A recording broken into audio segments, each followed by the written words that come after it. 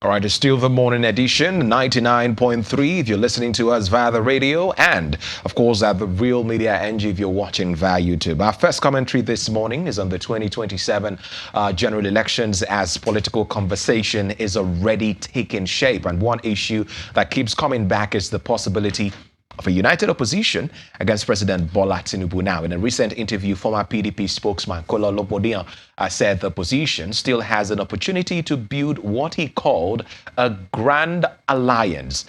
Sounds more like a grand stance. Now, his argument is that the disagreement among some of the major opposition figures has not necessarily closed the door on a single opposition platform. And I mean, Marian. When you look at the experience of 2023, you understand why this conversation matters. Tinubu won with 8,794,000, about 8 million votes. Atiku had about 6 million votes. Peter Obi had about 6 million votes. While Kwankwaso got about 1 million votes, while others had to share 648,000 votes. Now, you cannot simply add the opposition votes and assume all those people would have voted for one candidate.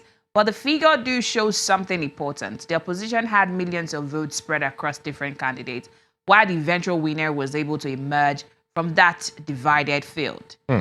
And everyone talks about opposition unity, but what does that unity actually look like? Time and time again, we've heard talks like coalition.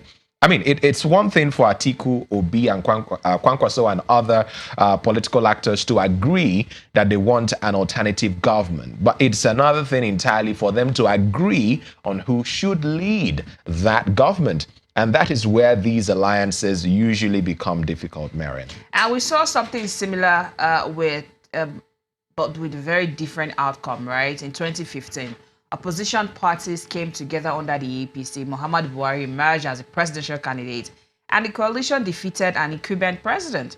Now, Buhari pulled about 15 million votes against Goodluck Jonathan of 12 million votes. So there is a Nigerian precedent for opposition unity actually working.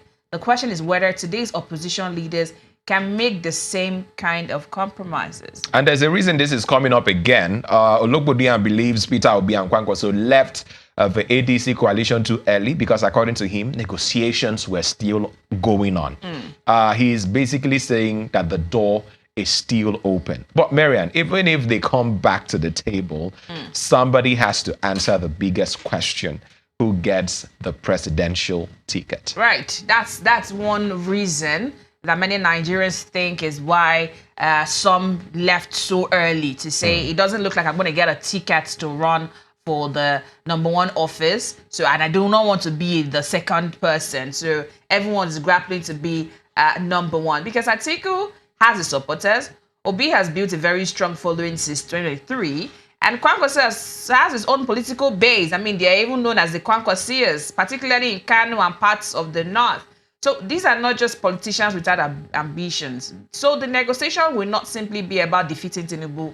They will be about who gets to lead the coalition, how the ticket is divided, and what each political camp gets in return. And this is why I think the 2023 election is such an important reference point. At that time, Peter Obi got more than 6 million votes. They've given us some of those numbers earlier. Right. And this is outside the two major political parties of the APC and the PDP. Now, Atiku retained the PDP structure and got almost 7 million. Kwankwaso had another 1.5 million. These were substantial numbers, but they were working separately. The lesson for the opposition should not simply be that they needed one candidate. They also need to ask why they could not build a structure that brought those different voter groups together.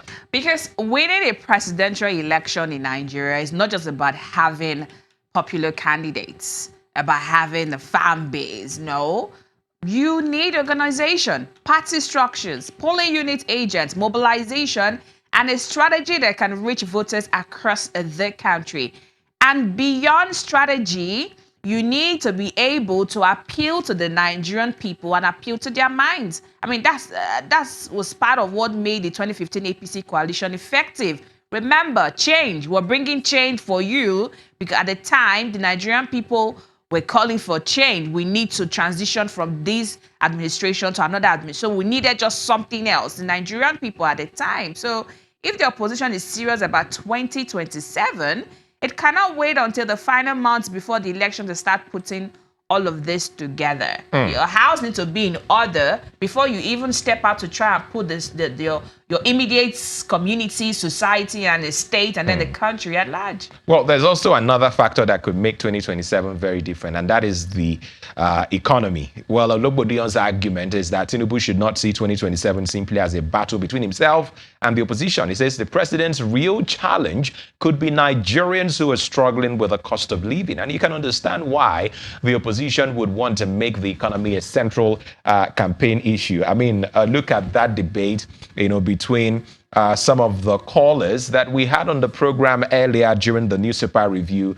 when the issue of the reforms came up. Obviously, we had people who were for and those who were against. And when you look at what the World Bank says, that more than 60% of Nigerians were living below the national poverty line in 2025. Food inflation and the cost of basic necessities remain major concerns. The National Bureau of Statistics has also reported that inflation has slowed significantly under the rebate CPI, but that does not mean prices have gone back to what they used to be. For many families, the issue is very simple. Even if prices are rising more slowly, can their income still cover what they need? And I mean, that's a major question. When one of the callers begin to ask, how much is it as transport from so and so location to this location? How much are we buying food? And then there's another section of the audience who agree with the administration that some of these reforms might indeed take time before they begin to,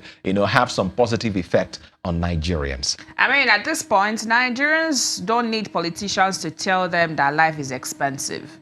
They already know. The Nigerian people know because they're the ones who go to the market, pay the transport fare, they pay the rent, they try to keep their children in school, and even try to still remain healthy. So simply telling Nigerians that they are suffering is not enough. They know, they feel it, they see it, their pockets can tell. I mean, the question is, what is the opposition offering as an alternative to what we have now? If you say you're coming in, are you just coming in to grab power and that's it, just to take power? What are you going to do different to make the lives of Nigerians better?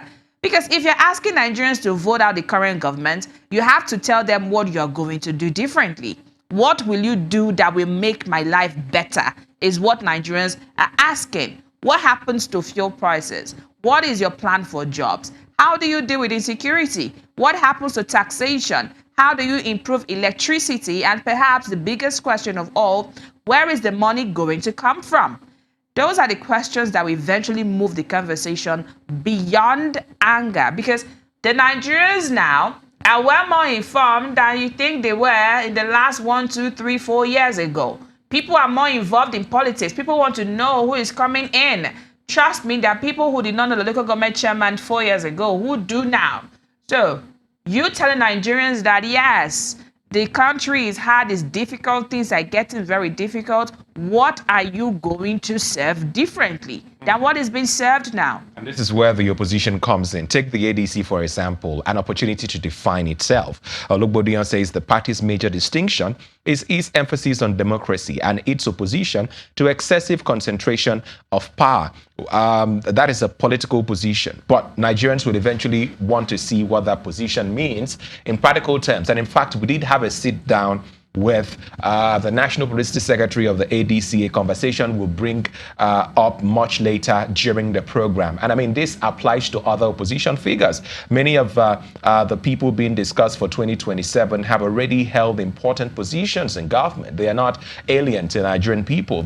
Nigeria has access to some of their records. So the opposition cannot simply present the election as a contest between a government that has failed and a group of completely new people.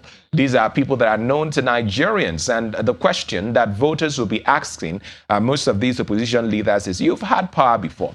Some of you have occupied these positions before. What did you do with it? And why should we trust you better this time? What's at the center of this whole conversation is opposition trying to close ranks and see how they can present a united front. But if they do that simply because they want to defeat Tinubu, what happens after the elections?